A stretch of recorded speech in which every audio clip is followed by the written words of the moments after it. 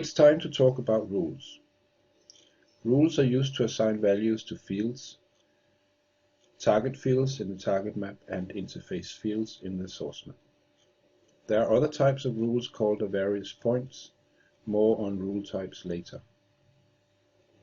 A rule has what we call a signature. That means it has a name. It takes 0 or more parameters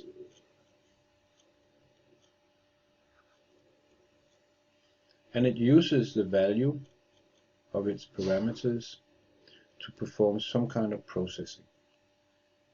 And whilst processing, it may encounter situations that it wants to signal, and it can do so by raising different flags.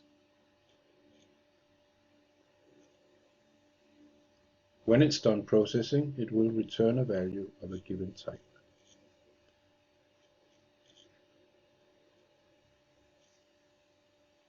This is the signature of all rules in MiGFX.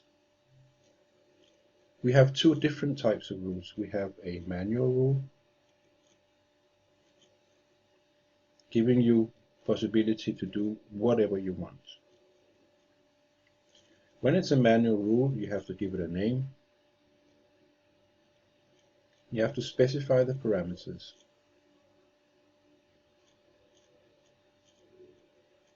That means for each parameter you give a name and a data type.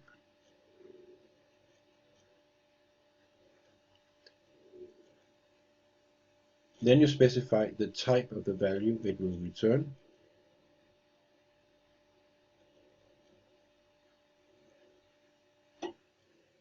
The flags it may raise.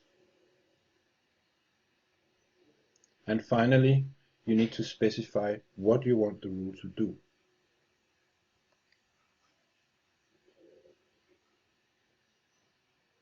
Some type of pseudocode.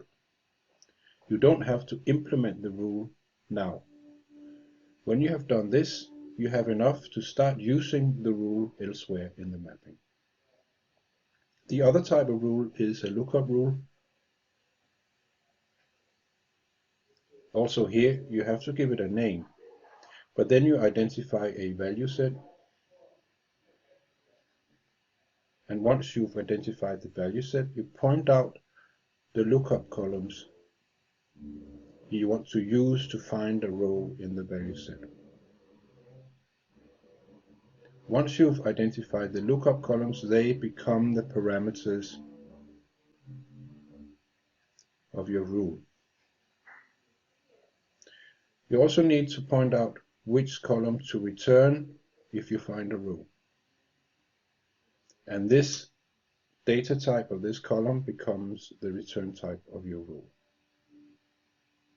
Finally, behind the scenes, Studio will create two flags for you. One to raise if a row is found, and one to raise if a row is not found. That's it. You don't have to do anything more.